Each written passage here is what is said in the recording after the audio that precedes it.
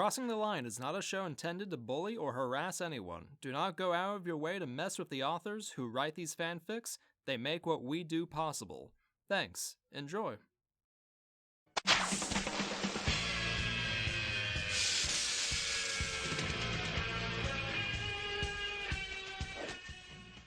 We just watched the Spider-Man 1 movie with Tobey Maguire. What was everybody's favorite scene from that movie? The favorite how? What did you... I gotta be careful with my words. What did you think was the most exciting part of the movie?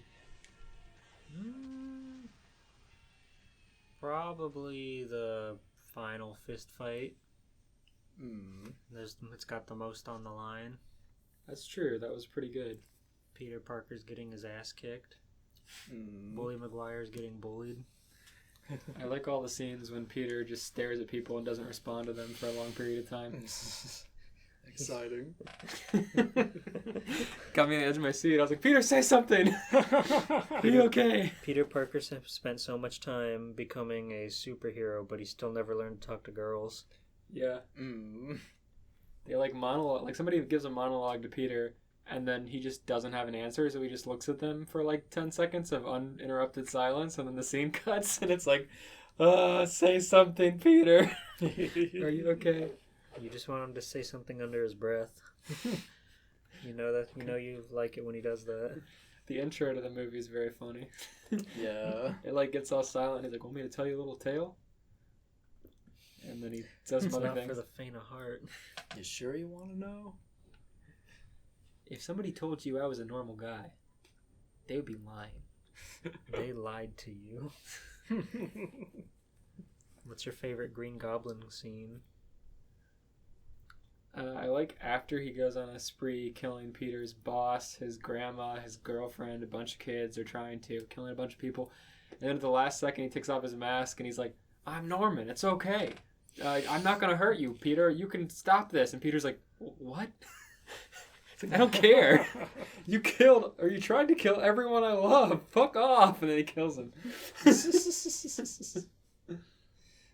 Boy, I'd say my favorite scene is still the bridge scene where he's got to save the cable car full of kids and Mary Jane, and the fucking goblin's gonna run him through, and fucking everyone in New York is on the bridge throwing debris at the goblin. I throwing love that. Bricks and garbage at him, and he's like, stop it. Stop it. I love that scene. I'm partial to the scene where Harry Osborn goes to his dad's house and he hears cackling. He goes, and Harry just goes, Dad? And then Norman walks up over the balcony and says, what is it? As if he wasn't just cackling like a goblin. Every scene after he takes the serum, he's just a mess. He's sweaty. He's got his sleeves half rolled up. He's bleeding with tears from the sweat on his face. And they do a very good job with the Jekyll and Hyde situation. They wanted to run with him. Yeah. Sort of. I have a hard time believing he's composed after that scene. It's... You can't do this to me. You know how much I sacrificed! It's one of those things where, the side effect is insanity, so he's kind of going from Jekyll and Hyde to, the full goblin, kind of. So, his judgment is kind of waning slower and slower. He's becoming more goblin every day. I will say, despite it being the first movie and being a superhero movies in the early 2000s, the action is incredibly well choreographed. It's a lot of fun. Oh, yeah. This was before action or superhero movies were super big budget, and it just looks fantastic. Not always perfectly visually, but just the choreography of the scene is just really fun and really cool to watch. Yeah, it's a very well made movie. For the most part, the CG still holds up well. The human spider model is about as well polished as you'd expect for how little they use that model. Oh, I love it. When you compare it to the actual Spider-Man model, the 3D is kind of clunky, especially when you see his real human Peter Parker eyes. Yeah. And the Macho Man's in that movie. Yo, God rest his soul. I tried my hardest not to pay for it, but I ended up paying $4 to Sony to watch it. Yeah, it's advertised on many different streaming platforms, but they're all you have to pay to rent it despite it being on a streaming platform. It's very, very, very upsetting. Yeah, I was shocked there was just, like, no way around it. Yeah, and we tried. Oh, we tried. The PS4 made me pay for it, and I did, and it was worth it. It was a pretty good movie. I'm glad we watched it. And now we can talk about the fan fiction. Welcome to Crossing the Line, a fan fiction podcast where we read, review, and critique fan fiction for your listening pleasure. I'm George G. Poole. As always, I've got my two co-hosts, Elias Viva Vlogs. Hello. And Stephen Blue Breed. Hello. You guys want to show us for people to subscribe? Yes, if you're listening to this right now, please follow us on Spotify or subscribe to us on YouTube. Like the video. Like us personally. And like us personally. like us on Discord. I mean, follow us on Discord. I mean, join our Discord. Look for clues for the Blue Breed face reveal. It's out there somewhere. We'll be giving you the CMK color and pixel every podcast for the few hundred episodes until you can piece it together. Oh my god. It's like one of those fucking things where they give you like a grid and you stencil in each different thing. Exactly. So you have to systematically create a Blue Breed. You need a fucking photograph. It may sound like JPEG I'm joking, artifacting. but I'm telling the truth. How many pixels do you think would be one Blue Breed JPEG? It's like a Twitch emote. It's only like a few hundred. A real photograph. Oh my god. 1 pixel per episode. It's just in row 16, column 302, CMYK 179. It's just a variant of blue every time. It's just a picture of the damn sea. Well, let's see. I can get a start tonight if you'd like. Damn. Go ahead. Yeah, we've done a Spider-Man episode before, so we've probably talked about Spider-Man, but that episode's not on Spotify, so you might not have heard it. So go listen to that on our YouTube archive, where we have all of our episodes available at lower audio quality. Just one more thing about Spider-Man the movie we watched. The first 15 minutes, it was really jarring because all the teenage characters are portrayed by actual adults trying to do a soft teenage voice. I really liked when Peter Parker sprayed his goo all over the table and then pulled on a lunch tray really hard and it smashed Flash Thompson in the back. He got covered in carrots and peas. He tries to fucking shadow step out of there with the fucking tray bumbling behind him. That's one of the scenes where he doesn't say a word. He just walks out. Yeah. Yeah, he catches all the food and for MJ after she bumps into him, and she's like, "That was incredible." He's like, He doesn't say anything. He's just like, okay, bye. Stares at her. Okay, go ahead. Okay. Sorry. Yeah, you've spun your last web, Spider Breed. Now read your final fanfic before you're kicked off of the web of crossing the line. The interweb. Chapter 1, Discovery. It is a normal day for Sheldon and his friends. Give me that. I was gonna read this one. You've lost your privileges. Why? You know what you did. This one looked pretty good. You knew what you were going to do. It is Thursday, meaning it is pizza night. After a difficult Aw. work day at the university, the guys concluded that pizza night will reward them. Ah, what a day, complain Leonard as he, Sheldon, Raj, and Howard return to the apartment. I hope the spider experiment crawls onto Sheldon's pizza slice. He will fucking die. It bites him on the tongue. The Dude. pizza bit back. Left track. Oh my god. Oh my god. Due to the economic recession, budget funding to the university decreased significantly as work and pressure for successful experiments built. This week was extremely stressful for Leonard due to high expectations from the experimental physics department. The scientists returned to the building exhausted. Well, mostly everyone. "I do not understand why you three are aggravated," Sheldon stated, which he received glares from his friends. Regardless, he continued, "I found that this week challenged our minds to perfect new accomplishments to science in the future. Of course, being that I have the most significant role in physics, I understand why your fields are dwindling with financial issues. Leonard, Howard, Raj all groaned, knowing that Sheldon will rant about their fields You are so poor. at the university are mediocre and less valued.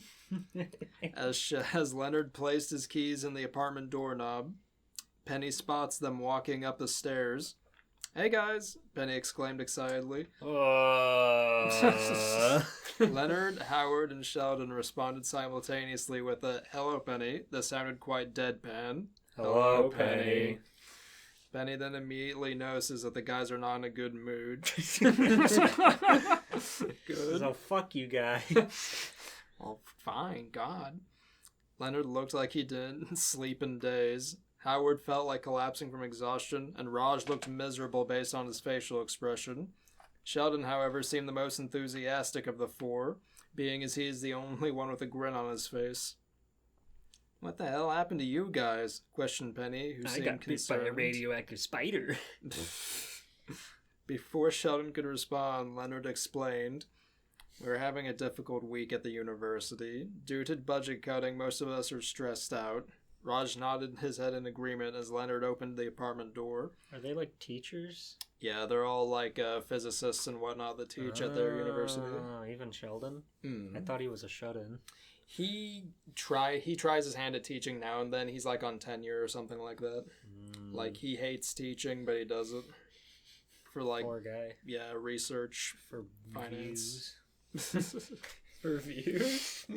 Oh my What God. metric does Sheldon need views? To kickstart his YouTube life. He does have a YouTube channel, fucking where he talks about flags. Sheldon plays.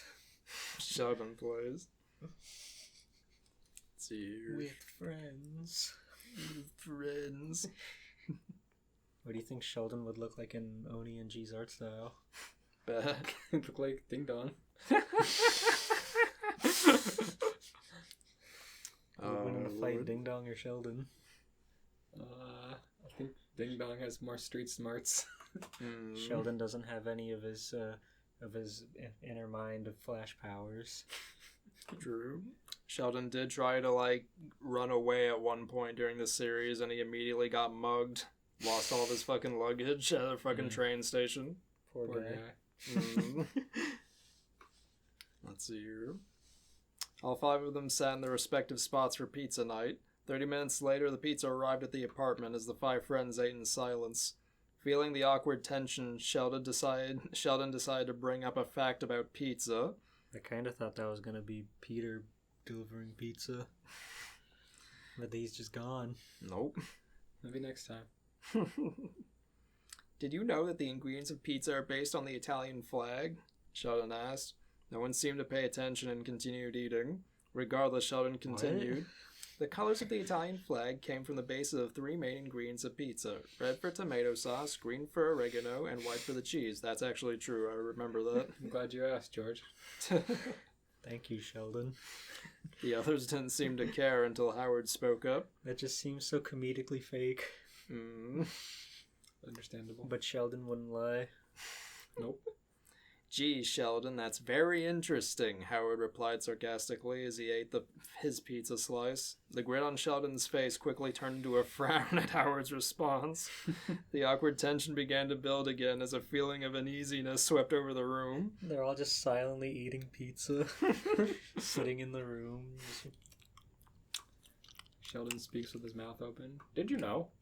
Did you know that the Italian flag is actually based on pizza? Pretty good. Not liking the sudden anger, Penny interjected. We could play one of your sciencey games or something, Penny asked optimistically. The guys looked around with expressions that said, yeah, it could work. Finally, Leonard spoke with a smile and stated, I think it's a good idea. I hate sitcoms and fucking fanfiction because I can only see them from like a sitcom perspective. Oh, same. I can see this very, very well. It's like, that could work, and then there's a pause for laughter. Penny returned the smile with one of her own and headed to Sheldon's room for a game. Hold it right there, Missy, Sheldon exclaimed, stopping Penny in her tracks. What is it now, Dr. Wackadoo? Penny thought to herself as Sheldon approached her. She thought that. No one would laugh. Dr. Wackadoo. No one goes in my room, Sheldon stated as he received a glare from Penny. Why? The others looked on suspiciously with concerned looks. Why not? Penny retorted, feeling annoyed. What is a suspicious, concerned look?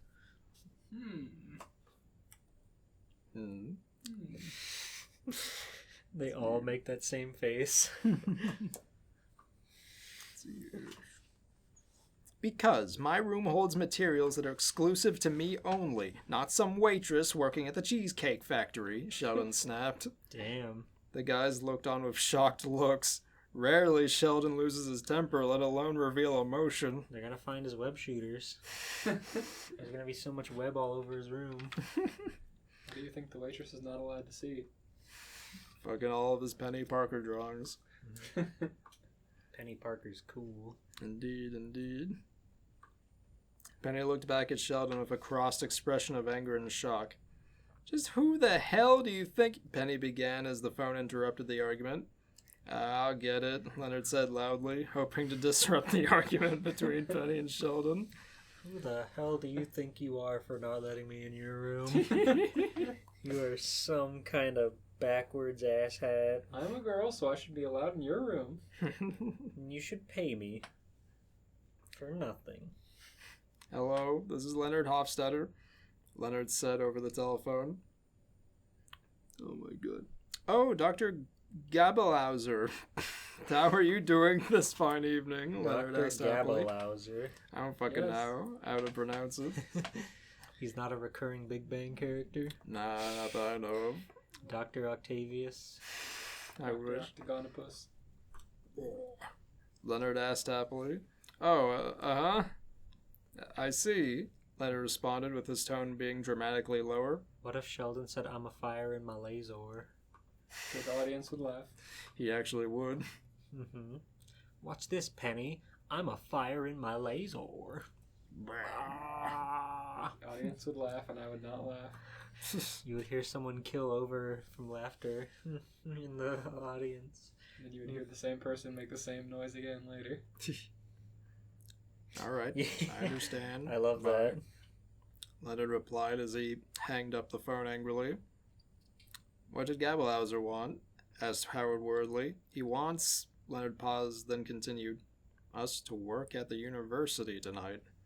What? Yelled Howard in anger. Why? He demanded as he spoke for himself. Apparently, due to slow progress at the university, all scientists are required to work overtime, no exceptions, Leonard explained as he picks up his jacket. This is crazy, Howard replied. They just got back home from work. Let them go home, then change their mind. Does he want us to work ourselves to death? I tried to protest, but he said that those who do not turn into the university tonight will have their pay deducted, Leonard stated sadly. That's illegal. Raj and Howard groaned with exhaustion as they headed out the door. Sheldon and Penny continued to glare at each other angrily until Sheldon followed Leonard to go to the university. Penny, can you lock up our apartment when we leave? Asked Leonard as he headed out the door. Penny, you're staying here. Do not go into Sheldon's room. You decide to leave, lock the door behind you. When the fuck does Spider-Man get here? Sure thing, Don't worry Leonard. about it, it's I'll good. do anything for my friends, Penny replied as she looked at Sheldon angrily. With Leonard's back turned and Sheldon facing her, Penny stuck out her tongue at Sheldon. Sheldon shook his head disapprovingly and followed Leonard. With Penny alone in the apartment, she muttered to herself, that no good, self-centered, know-it-all scientist who thinks he's better than everyone else, I don't know what his problem is. All I want to do is to get a freaking game, and that is not much. To steal a freaking game from his room. That is not much. Penny then stopped as a devilish grin appeared across her face. She then entered Sheldon's room and looked around. There's not even like a build-up, she just did it. She made a devilish grin. She made a troll face. Penny thought of ideas to get back at Sheldon, ruin some of his mint-condition comic books, make his room messy, read through his personal belongings. Penny's kind of a bitch. In this fucking... Yeah, I figured she's not that bad in the show. No, not at all. This person just hates Penny. She wouldn't care at all. Like, No, my but god. because Sheldon said, you can't go in my room, she's gonna fucking ruin his life. Right? I can't go in your room. This is America, I can go wherever I want! She hits him. Big fucking Penny. It slaps him in the top of the head. Like that video of the guy slapping the snake. It's just like up there dancing at him, he just... bare hand. Give Sheldon an Indian burn. His frail, limp wrist. That would fucking destroy him. He'd call the police. Officer? Look at my fucking wrist. This stupid fucking bitch. Our half-bit apartment mate burned my wrist with using the friction of her two own hands. Assaulted me. It's actually quite impressive. Sheldon, she's a woman. You know what that means. You're going to jail, buddy. He's going to jail. Yeah. He tried to get a woman in trouble. Oh my god. Then she decided to look through his closet. Inside, Penny found comic books, packaged action figures, and old term papers on theoretical physics. There's nothing here that's very personal, Penny thought to herself as she placed the items back in the closet. When she placed a box at the back of the closet, she heard a metallic clank. She reaches in the back and pulls out a small chest with a combination lock. Using a bobby pin, Penny unlocked the chest and pulls Why'd they even bother with the combination detail? I thought those things were kind of like, well, I guess it's still a Tumblr. It just makes her seem extra malicious. Right. She immediately started to break into his blocked possessions. Oh my fucking god. They immediately had a thing where like, don't go in my room. Okay, we're gonna leave now, Penny. But don't go in there. But you can stay here. I like this version of Penny a lot. She enters the scene and they're all like, Just an open antagonist. They're just trying to eat pizza. You don't even bother to tell her to leave. They're just like, do what you want. We're leaving. Lock up on your way out. After you ruin our shit, lock up.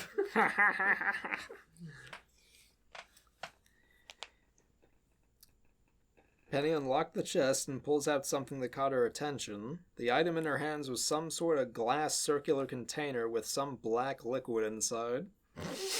Oh no. What the fuck does he have that? Oh no! Why is that not in his lab?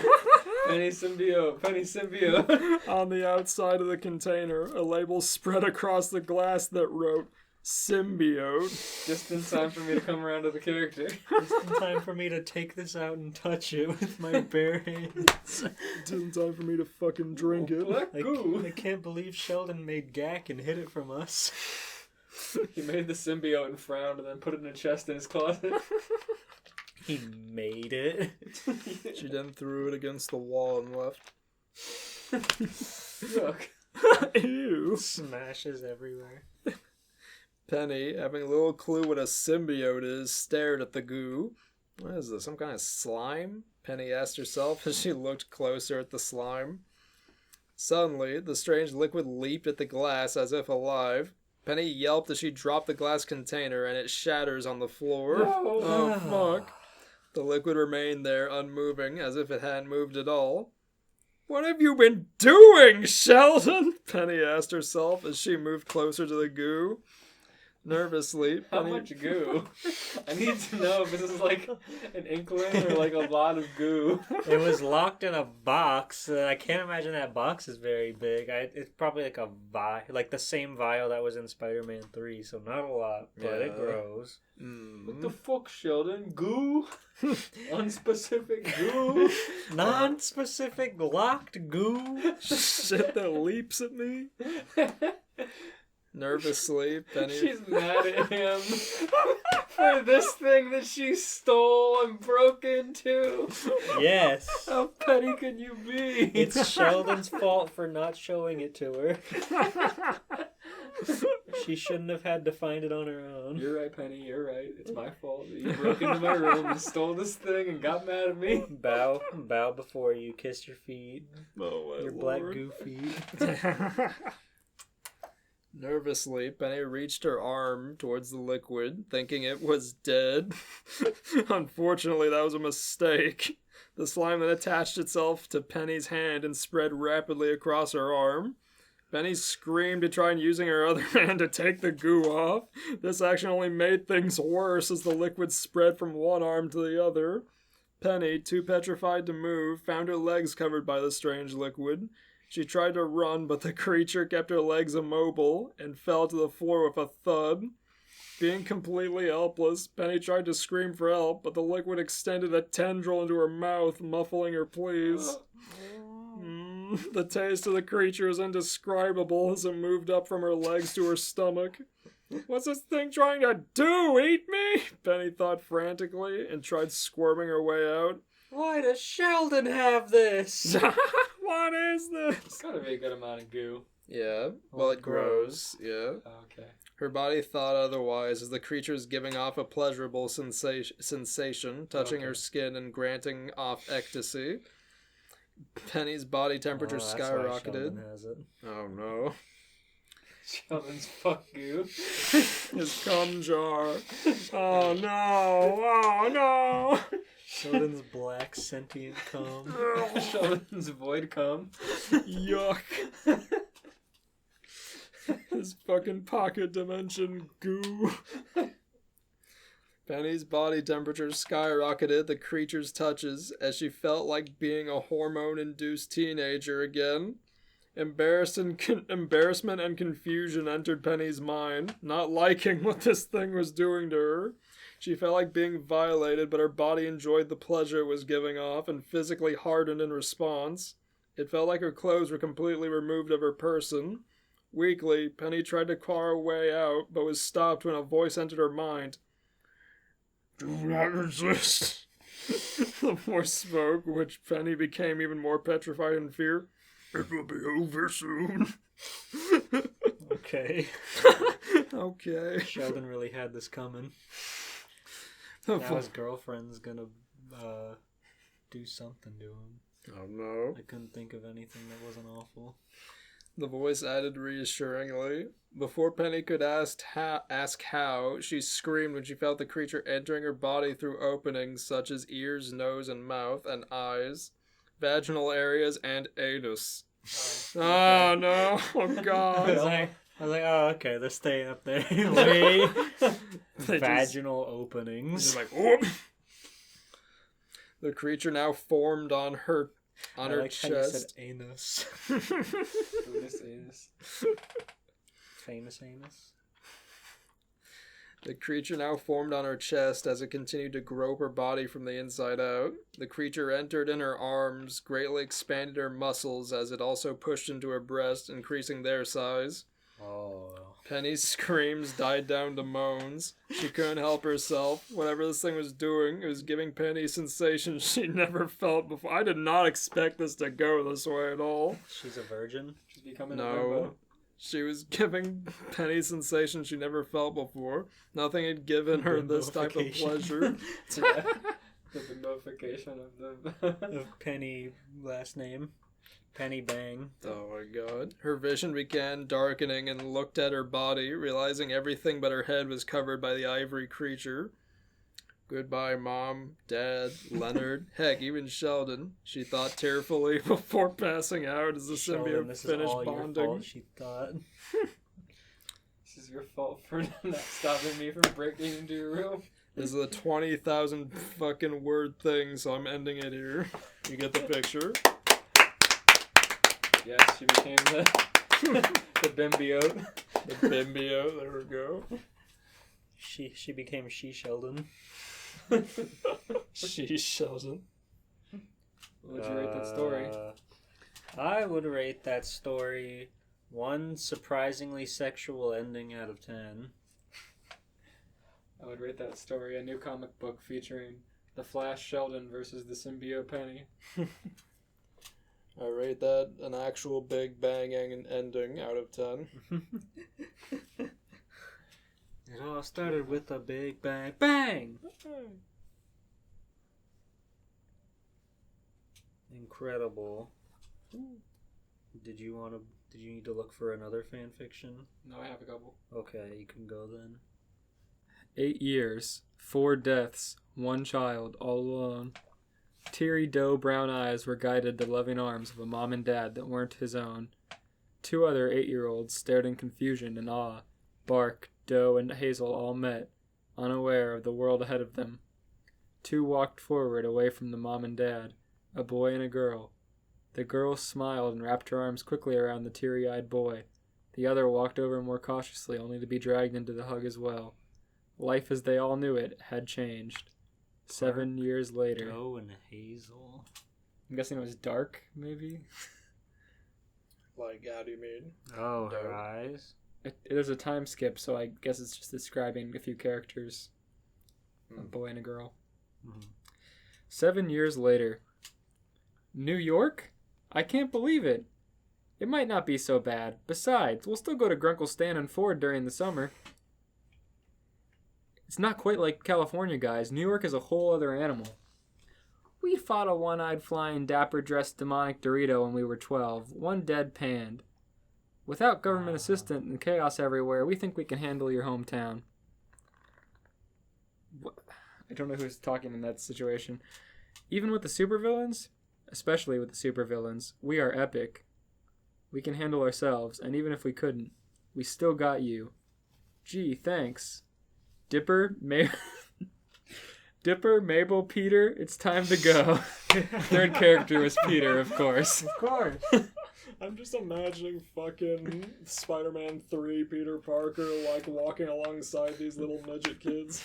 So Peter is friends with the 2 characters from Gravity Falls, and he is inviting They're them. related, and their parents are all dead. Yes, he invited them to his hometown, which is New York. Queens. I hope Uncle Stan is J. Jonah Jameson. They would get along great. They would. The 3 brunettes smiled to one another as they left their house for the last time. They really are all brunettes. How can it be their house for the last time? Like, Peter, how long has he been with them? This whole 7 years? I'm assuming they're family now. True. That must mean they're 19. No. They said 7 years later, and they were 12. Oh. They're all legal. Sitting in the back of a van, they drove across the country just mere days before the school started. Just a week after the twins' 15th birthday. Never mind, they're 15 You're now. really warping my brain right now. Who knew that they would be thankful for a water main breaking in New York, delaying the start in school? So, middle of the school year, Dipper, Mabel, Peter, 15 years old. Dipper and Mabel sat by the windows, sandwiching their live cousin in between them. I don't know why he's live. I'm glad that he's a cousin. They're always cousins. It's never an immediate family member, but you can always get away with a cousin. Peter listened to Mabel gushing all about the inspiration for her sweaters and all the friends she was going to make, and even about how happy she was her braces were off. They're all voiced by grown men and women. Dipper was reading his book, a journal from their Grunkle Ford with some of Grunkle Stan's graffiti. It's not graffiti, it's just like his writing. Yeah. The year of their 13th birthday made them all closer. Living with the man they called Grunkle Stan, discovering they had a twin brother, one who had traveled across dimensions, meeting and discovering so many creatures and living through Weird Mageddon as they had called it. He had been following the twins, quiet, but still there. Mabel had a habit of dragging the 2 boys around anyway. I didn't catch the finale. I didn't know Peter Parker shows up at the end. He's part of Weird Mageddon. He is weird. And they were there when he had nearly been eaten by that spider creature with Grunkle Stan. He still had a scar from the bite she inflicted on his left hip. That spider creature. According to Ford, he was All lucky their to be bases are alive. covered. According to Stan, he was very lucky to be alive. Perspective, Peter guessed. Though, not without its faults. So I was thinking we should all wear matching sweaters. Whoa, Mabel, no way. Come on, Dipper. Oh, I can make sweater vests. Blue for Dipper, pink for me, and red for Peter. Mabel, you will not... Mabel! You will not deny me this, Dip Dot. Not the vest, Dipper groaned. Anything but the vests. So sweaters? You're not going to drop this, are you? Peter asked. Nope, Mabel grinned. Dipper sighed. Fine, we'll wear the vests. Yes, oh, this is going to be great. A little pine tree on Dipper's, a shooting star on mine. Oh, and we could put a little spider on yours, Peter. Get it? Because you got bit by a big spider that one time? A huge spider monster caught you in its maw and left a scar. 2 years ago. Pretty cool. He still has the big fucking swollen bump on his hand. Yeah, I remember. Yeah, I love spiders. Thanks, Mabel. Not cool, Mabel. Peter grumbled, crossing his arms. She snickered as she went back to planning their first day in their new school in New York. You think Dipper's gonna try to fight Bonesaw for $3,000? Oh my god. Bonesaw Dipper. could crush Dipper. He'd fucking wear his hat. and There's punch no him in the lightweight face. division here, honey. There ain't no featherweights. 1 foot tall Dipper. It's your funeral. To a child. Makes this fucking Okay, but it's your funeral. running this kid through the friggin' waiver. With all the glamorous ideas in the new city ahead, the 3 teens let their minds wander into what was to come. So this is Midtown High, Dipper commented, looking at the brick building. His hair neatly brushed and white and blue pine tree trucker hat sat innocently on his head. He pulled on his white sleeves that Mabel picked out to go over her handmade sweater vest. I know it is, but I don't like them calling it a trucker hat.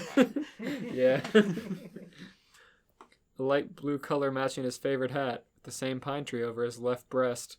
He felt his sister's arm wrap around him with the same type of white shirt and a similarly made vest. I know it is, but I don't like them calling it his breast.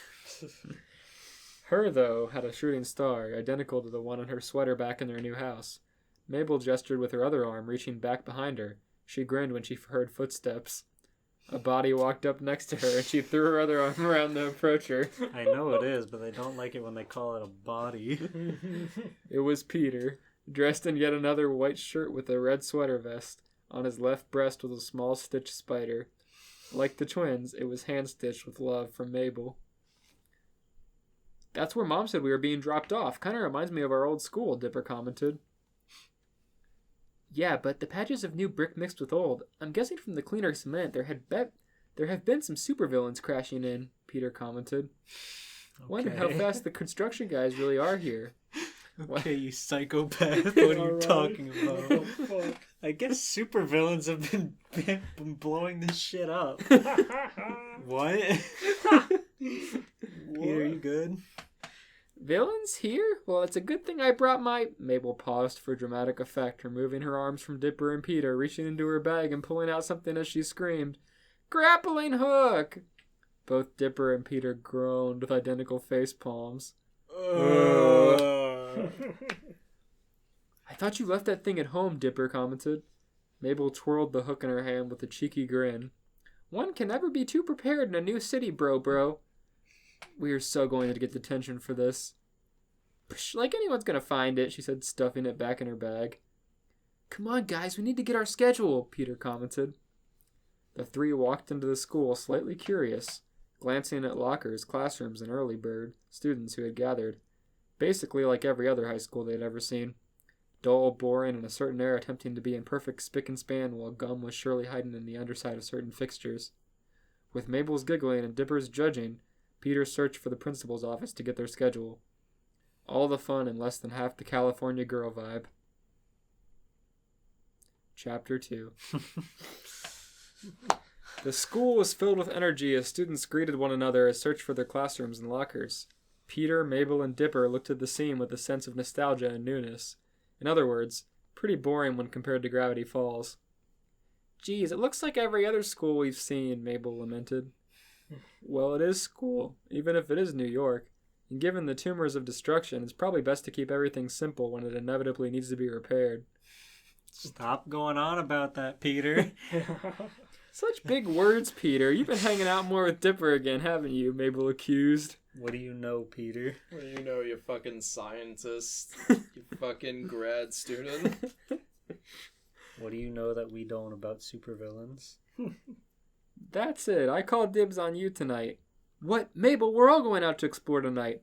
That's beside the point, Dip Dop. Would you please stop calling me that? Nope. Guys, we're here, Peter sighed as he stopped the twins' inevitable back and forth bickering. Cool, let's go in. The three walked in and began the process of being in a new school. They were separated in the morning and didn't meet up until lunch, where Mabel was already bemoaning the school system.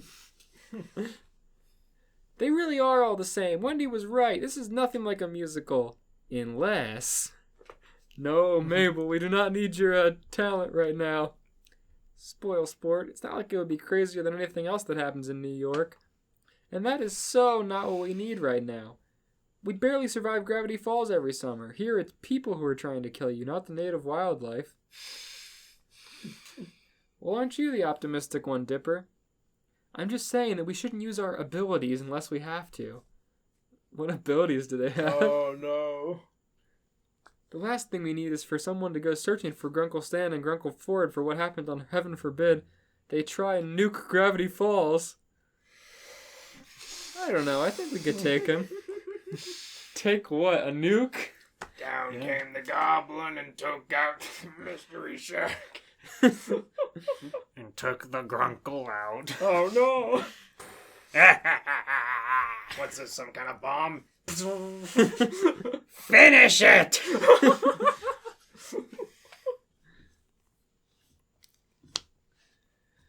Mabel, save that for when we run into some actual problems. But this school is a big problem. Oh yeah, and what's that? It's so boring. Mabel's gonna be a school shooter. Oh no. I'll fix this school. Their abilities. Finally, something lively. You kept talking about these supervillains, and now you're bringing weapons into school, Mabel. There to look out for the supervillains. This grappling hook gun is not for shooting people. You did say gun, Mabel. Yeah. Oh jeez, Mabel, don't. This is a one-story building. Oh, jeez, Mabel. Hey! A new voice broke in. The three looked next to them to see two individuals, a boy and a girl. Mary Jane, but you can call me MJ, the girl introduced herself. Harry. Putting her hand out for them to shake, Dipper took the hand first and gave it a quick shake. Dipper, and this is Mabel, he said, pointing at his sister. And Peter, he pointed at his cousin.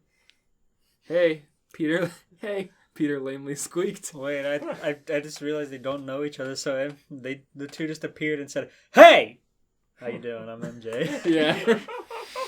I keep trying to do the right voices, but they introduce the name at the end of like 2 long paragraphs every time, so I have to guess. You need to take some script 101s.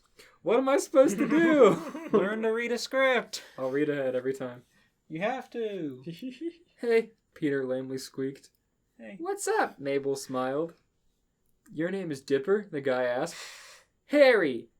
That's, well, alright. Your name is Dipper. Why did MJ yell? Did he think Harry was making fun of him by calling him Dipper? Yeah.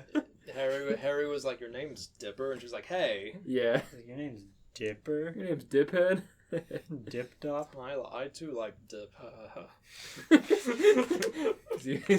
Packs one. Yeah. Imagine if Norman found out about that habit. Harry.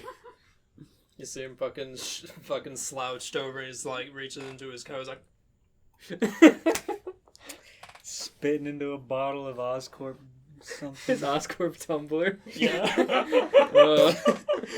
Don't worry, Dad gets me a new one every week. I just throw it away when it's full of spit. Little. I just roll it under the bus seats when it's full. You just leave all these canisters of Oscorp ooze. Oh god, Oscorp dip. The bus is just full of rolling bottles and. That's gonna be a real supervillain's origin story. Oh my god. You're like, whoa, so there's some gross. Oscorp stuff back here. And they get mutated. It's gonna happen like it happened to Penny. Yeah. He's making a symbiote out of dip. Harry Dip symbiote. Oh. Part of what helps him not go insane from the fucking goblin serum is fucking doing dip. Yeah, it like It keeps me concentrates calm, it. Harry. It concentrates it in his mouth, and then he can spit it out. The goblin begs me not to dip, Harry.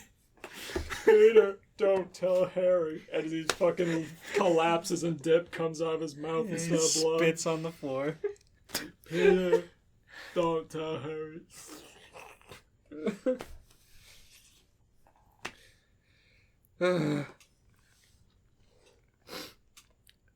It's not his real name, silly, Mabel chuckled. He just doesn't like his real name. And he'd come after us if he said anything. Very funny, guys. Of course, Mabel smiled. We're a riot. And he'd come after you if you said anything about it. With his power. His undescript power. His power of legal attorney. Nice. You guys mind if we join you for lunch? Harry asked. What, like friends? Sure, MJ said as she sat down. Mabel threw her arm over her shoulder and seemingly out of nowhere whipped out a camera and snapped a picture. Whipped out a can of dip. Seemingly out of nowhere, packed a fat lip. They're from the fucking country. Yeah. You think Grumpelstiltskin doesn't sell dip? Sure. To minors. Sure, it's on the shelf. The mystery shack, his mystery dip. Copenhagen. Oh my god. Harry froze as the camera was turned on him and a bright flash blinded him. Listen, your voice doesn't get that gruff if you're not packing a lip. Hey, fair enough, fair enough. What was that about? Harry asked. Scrapbook. Scrapbook? MJ More like scrapbook. MJ repeated, mostly As confused. MJ shoves her for taking her picture.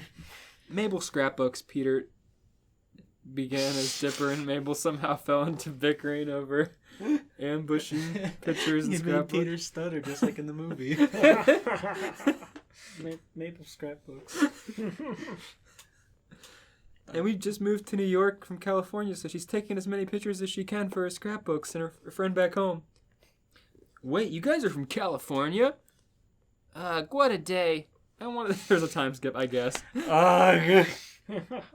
What a day. I want a nap, Mabel complained as she crashed on their couch in their new home. Don't tell me. Wait, you guys are from California? Scene transition? Yeah. Does that mean that Harry and MJ are no longer friends with them? It means they're epic and they want to be friends forever. They want to use them for their California knowledge. Yeah, I mean, Harry's a real California bro, even though he's never been. Don't tell me you're too tired to go exploring, Peter joked, walking into the kitchen. Mabel jumped to her feet and zipped past Dipper, who just walked in. What? No, I just need some... Don't say Mabel juice, don't say Mabel juice, Dipper pleaded. Mabel juice, she called out, grabbing a suspicious thermos. That's what she calls when she spits into the thermos. The residue. Stop, Mabel does not dip. They all dip. They spend their summers in a shack. It's like the fucking episode where she buys a fucking tankard of friggin' sprinkles, but it's just Copenhagen. Big steel drum. You just scoop it out of it. Remember that video we saw where the guy tried like the ancient corrupted dip? And there was just like powder. And he still packed his lip with it. He like spit it out and fell over at the beach. Oh my god. No, we need to do It was Let's bad. Talk About It about dip soon on YouTube. Dip tubers. Dip tubers are the worst. Especially the underage ones. Oh god. Both Dipper and Peter shivered at the mention of the pink and Dip, sparkly Dipper. atrocity. It makes sense. Does my not. God. He does not dip. Hey, Dip Dop. Ugh. Dip, dop, boobity bob. Pack me one. Why do you think they call me Dipper? He is not packing a cigarette pack. No, he's packing a can. Oh yeah, they do that for cans too. Mm-hmm. Not all of them are like pre-rolled. You've watched enough dip tubers to know. They do that, yeah. Both Dipper and Peter shivered at the mention of the pink and sparkly atrocity. They had tasted its coffee-shaming horror. Seriously, they were up for days after drinking the concoction made of sugar, glitter, plastic dinosaurs, and who knew what else. You sure you want to drink that, Mabel? We always could go on another day. We can't see it all today anyway. No! I want to go exploring! All right, Mabel, let's grab a few bucks before we go. There might be something we want when we get it when we out. When you go to fucking 7-Eleven. I guess. I got the impression they were like going into the woods or something. There's no woods in New York. That's true. We're just going to the gas station. Yeah, that's exploring. We used to do that. You go to fucking Publix. Yeah. Call it an exploration. Come back with candy and cookies. Hell yeah. There might be something I want to get while we're out. Like glitter? Mabel asked. Sure, like glitter. Author's note. Meh, nap time anyone? Now question time. Superpowers for the twins, yay or nay? And what should their powers be if yes? Send me some ideas. Oh, that's what they mean. They had nondescript power. Yes, that's what I was saying. I was like, am I being spoiled on the show here? But no, the author gave them powers, or maybe they're thinking about it.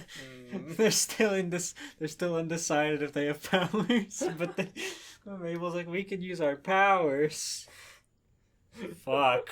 She has the power to pack any amount of dip into the collar of her sweater. Yeah. You can just go. She spits it like a machine gun. Okay, that's enough. The end. I write that one tightly packed can.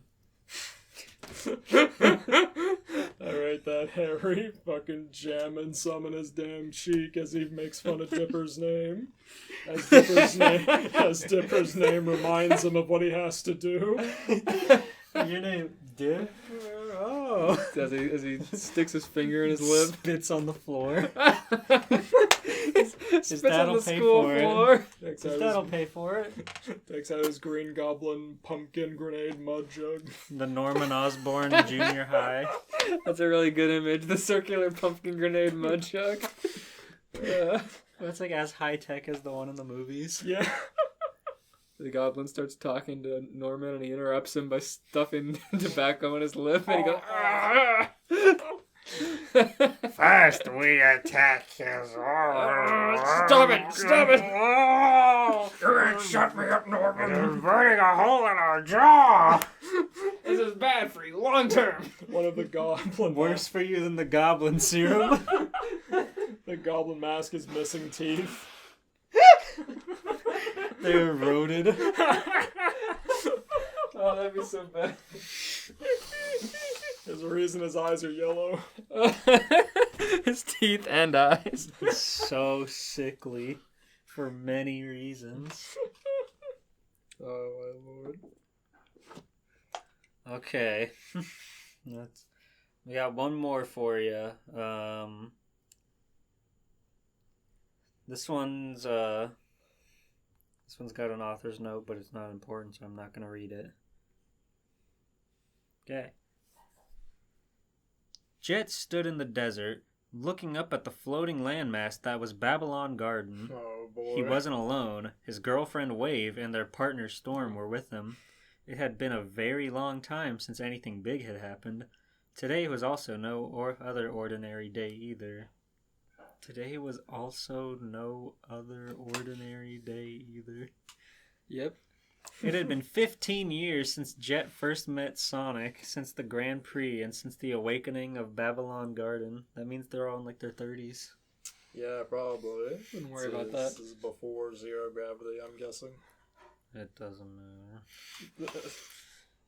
Since the awakening of Babylon Garden, the rogues would never forget what had unfolded after the final race that saw that reawakened of the garden.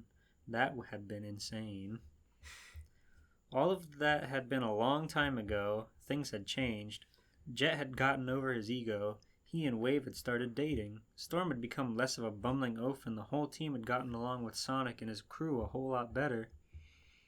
However, the trio still searched for adventure. They still went around on extreme gear and spent time in the blimp, Whenever they were on the ground, it was for vacations and for when Jet and Wave were going out together. So, when's the next World Grand Prix, Jet? Wave asked. It's been ages since we've last participated in any extreme gear competitions. Jet shrugged. He had no idea. Storm was scratching his head. He seemed to be unsure when the next Grand Prix was happening, too. Do they host the Grand Prix? No, they're just really big exhibitors of it. Eggman hosts it, and you have to enter with a Chaos Emerald. Really? Yeah. That's obviously a recipe for disaster. No, it's fine. It's fun. Well, we should look to see when it's going to happen, the Purple Swallow said. Besides, I haven't been in any racing competitions for a while. Sure, we still ride our extreme gear, but I miss the days when we competed in races. What happened to that? I calmed down my competitive and egotistical spirit, Jet replied, looking at Wave. mostly so I can stop getting on your nerves and be a better team leader. Plus, so that way I could be a kind and understanding boyfriend to the mechanic of the team. That's good of you, Jet. Jet's voice does not lend itself to a good guy tone at all. Wave just smiled and took Jet's hand. They looked into each other's eyes and were about to share a kiss when the sky suddenly darkened and thunder rumbled. Is there a storm coming? Storm asked, cupping his chin. That's his thing. He says that. We haven't listened to the weather report.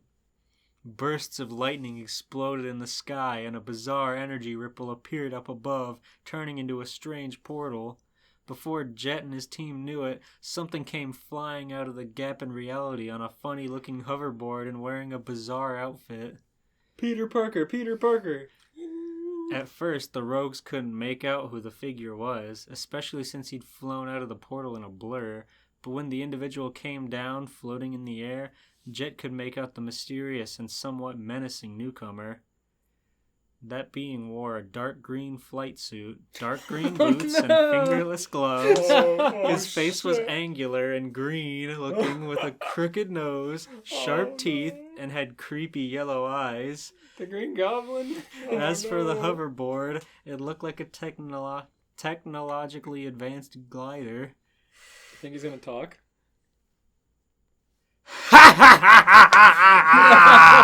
The man said, laughing. What do we have here? Two birds with hoverboards that aren't identical to mine? How interesting. You came to this dimension! You ripped a portal in time to look for more extreme gear. He came here just to make fun of him. How convenient. I rip a portal in time and I end up here. You're different, interesting. And your boards aren't as cool as mine. I came here to laugh at you. He eyed Jet. I assume they call you the Green Eagle and your team is called the Babylonian Birds. Good guess. Okay, bozo. Jet snapped. First off, I'm a hawk.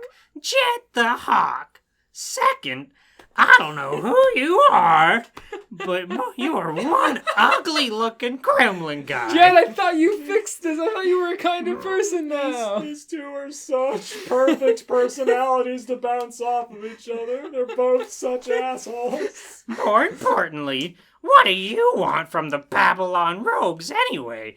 You're like nothing I've seen before. Yeah, and how do you know we're associated with Babylon? Storm asked. Jet went from 0 to 100 so fast. He forgot about his love for his girlfriend. Yeah. Fucking. As soon as someone called him a green eagle and laughed. As soon as the first person to exist insults him, he snaps like a twig. Fucking asks him. Green Goblin pulls out his PS2 Slim. I love your game. We at Oscorp play it every day. He turns back to normal Norman. Something of a racer myself. I love Sonic Riders, Harry. Peter. So, yeah, and how do you know we're not associated How do you know we're associated with Babylon? Storm asked. He was shaking his fist at the newcomer. The goblin-looking creature cackled. I'm the Green Goblin, and I came to this world in search of a challenge and to cause trouble. Well, you found someone willing to give you a challenge and stand up to you, Jet remarked determinedly, placing a foot upon his extreme gear board. Because, guess what, Green Goblin? You just made the mistake of crossing paths with a legendary Windmaster. A legendary Windmaster, eh? Are you challenging me to a race, Hawk Boy? You could look at it that way, but I'm determined to put a stop to you. They're gonna get the fucking soda item and fucking songwriter shake it up and spray his glider. He's gonna so mad. He's gonna throw a goblin grenade at him. So you dare challenge the terror of Green Goblin, Green Bird? A foolish mistake to make, one that I will make you regret that you ever made. I will crush you, then I'll crush that tall blockhead of a bird and strangle the life out of your lovely purple girlfriend. Oh my god. You keep your hands off of me, you goblin-headed freak, Wave yelled. Yeah, Storm agreed. Don't touch the boss's girlfriend. The Green Goblin cackled maniacally and stuck his tongue out at Jet, taunting him. I've never considered the idea of that mesh in the mouth not being there, and he can just stick his actual tongue out. So obnoxious. Well, he's got his loud-ass glider going on under him. He's got his loud-ass speaker on his suit going glare, glare. Holy shit. At that point, it was time for the two green-colored enemies to fight. Jet got onto his board and flew towards his rival, ready to fight him. For the rogues! The hawk shouted. Goblin held his arms out, ready to meet his green nemesis in battle, doing like the Frieza pose. Jet got in close and lunged at the creepy villain, knocking him off the board. No! Holy shit. The two landed on the ground and wrestled with each other. Goblin tried to strangle Jet, but the hawk punched him away. He's just rolling on the ground. He's immediately going for the neck. It's like super armor. He's not. He has superpowers. I love the idea of Jet like taking out his big palmetto thing and just like slamming him over the head. He falls off his glider. Before Jet could hit his enemy again, Green Goblin punched him in the face hard enough to daze him and got back on his feet. He's like twice his height. Yeah, holy shit. Then he leaped up onto his flyer and taunted the goblin again. Looks like you're not strong enough to contend with Green Goblin, Green Birdie. You punched each other once. And had enough. He hit you once and knocked you off your fucking glider. Yeah, but he's leaving on a high note. No, he's back on his glider. He's back on top. He's like, I win. I got the first. last laugh. He's gonna challenge him to fucking glider king of the hill. Jet recovered from the punch and shook off the dizziness. He glared at the goblin and hopped on his extreme gear. Green Goblin took off across the desert and Jet gave pursuit, leaving his comrades behind as Wave and Storm watched on. Should we go help? Storm asked. That Green Goblin guy looks tough. This is Jet's fight, Wave replied. I'm sure my boyfriend can beat the goblin. These two gag characters slamming into each other, just crashing into each other like a video game. I don't know. The Green Goblin seems like he has nothing to lose. He came here just to fight. Right. He came here to look for a challenge and cause trouble. Once he's gotten them, he can leave. I wouldn't be so complacent. He's gonna strangle you, Wave. You came here for no reason other than to threaten you. It's Jet's fight. If Jet loses, I'll open my neck.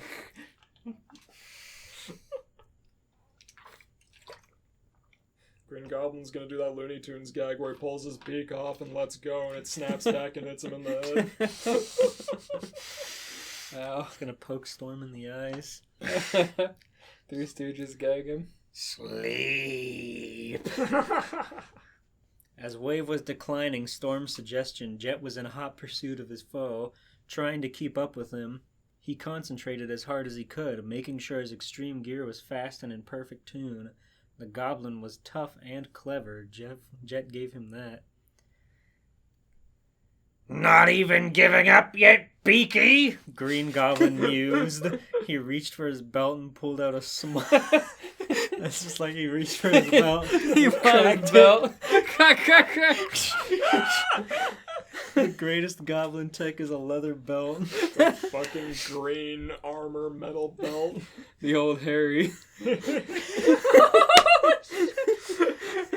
He reached for his belt and pulled out a small, round metal object that looked like a pumpkin. Oh no! Have some pumpkins then! Goblin yelled and threw the pumpkin-looking thing at Jet.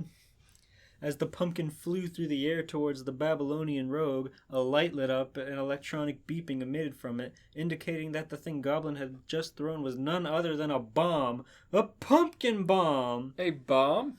Wow! Jet swerved just in time as the bomb detonated.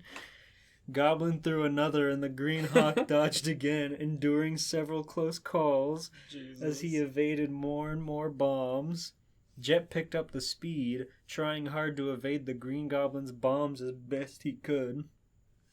At one point, Jet caught one of the pumpkin bombs and the idea clicked in his mind. He could use the bombs against Green Goblin. Just before Jet's bomb exploded, he threw it back towards Green Goblin's and the bomb exploded in his face. Oh shit!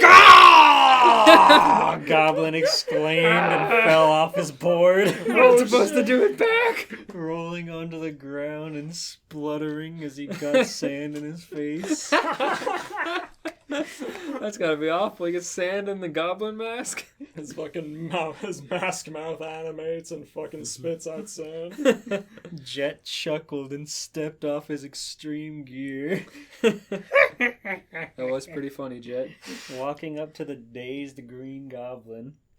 How did you like that, Gobby? He sneered. Did that hurt? You'll pay for that, you cleaver bird.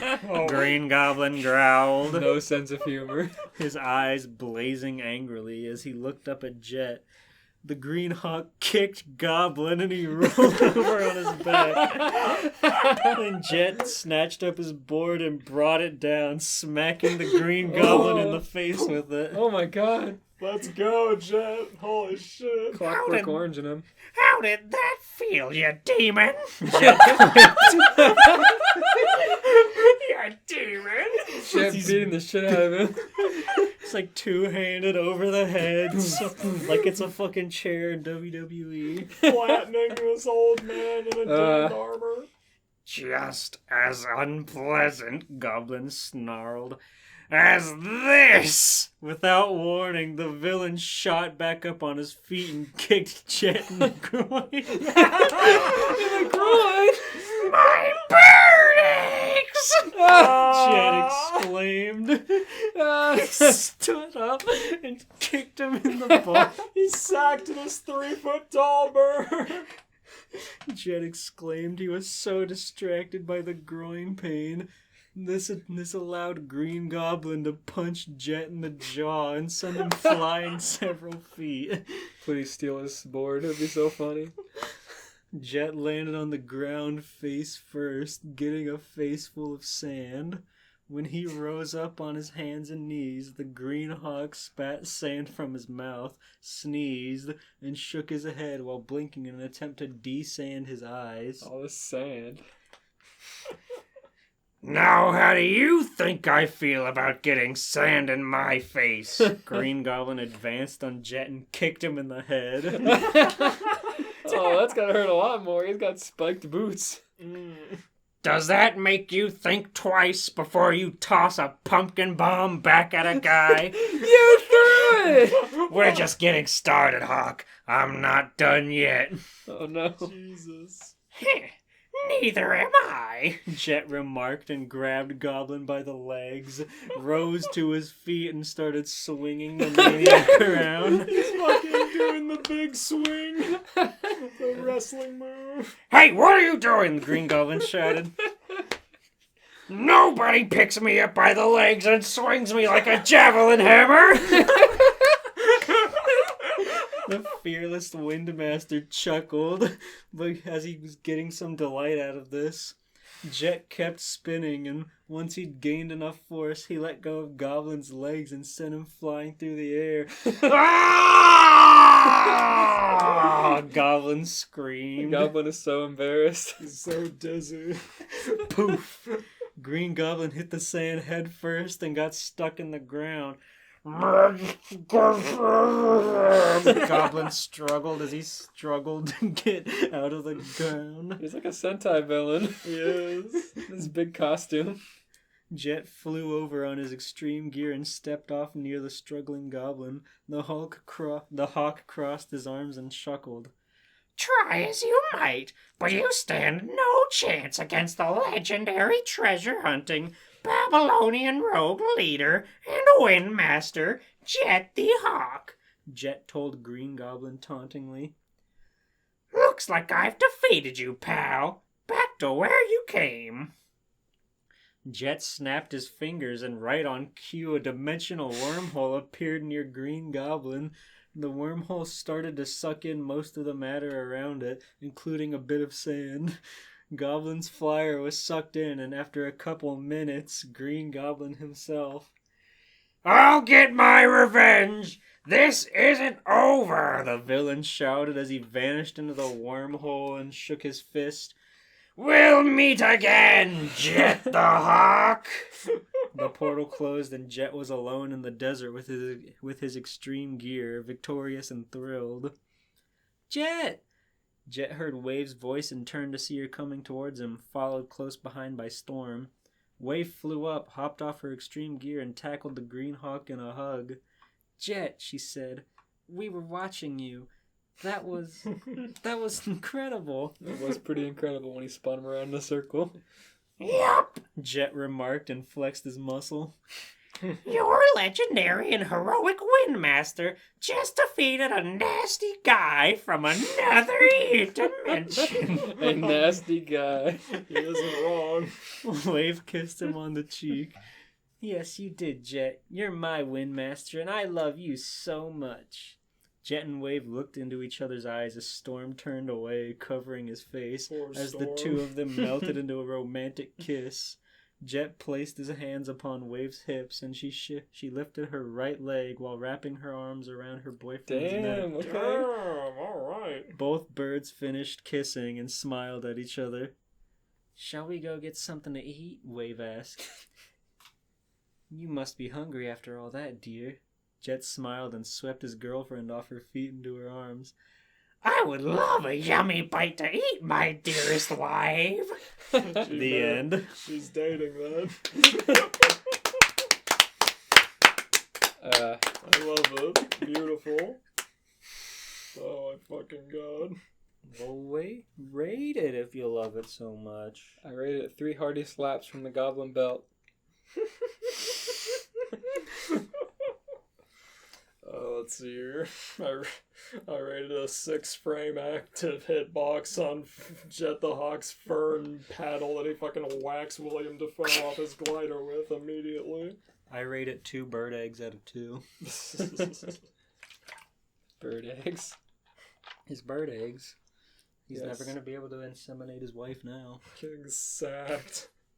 Green Goblin stood up, dusted himself off, and kicked him in the balls. I love the idea of his goblin suit being covered in sand and he can't get it out. Right. Like, I'm positive this person means like any other version of the Goblin, but thinking like the live-action full like armored suit with a normal man underneath is so funny. That'd be so hard to get sand out of all the pointy crevices and rings in the suit and everything. I'm sure the dimensional rip will suck it out. I did say it took some sand with it.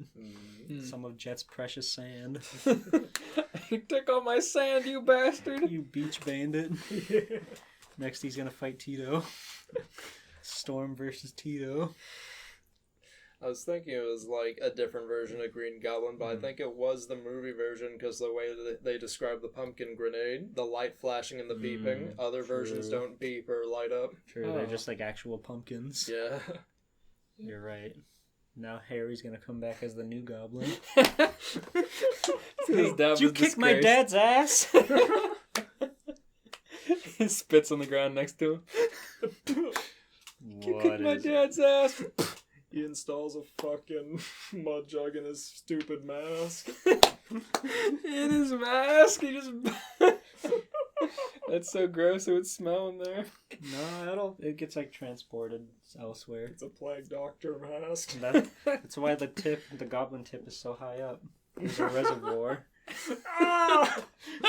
The reservoir, and when things get tense, he hits a button and the fucking oil slicks him. Him? No, he hits a button and his head like opens up and Oh, fucking okay. sprays it.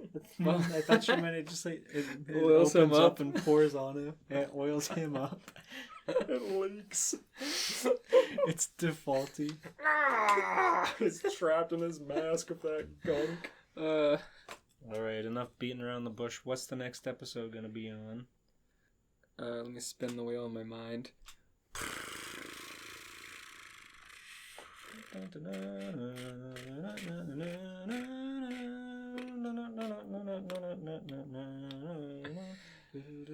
I say SpongeBob again.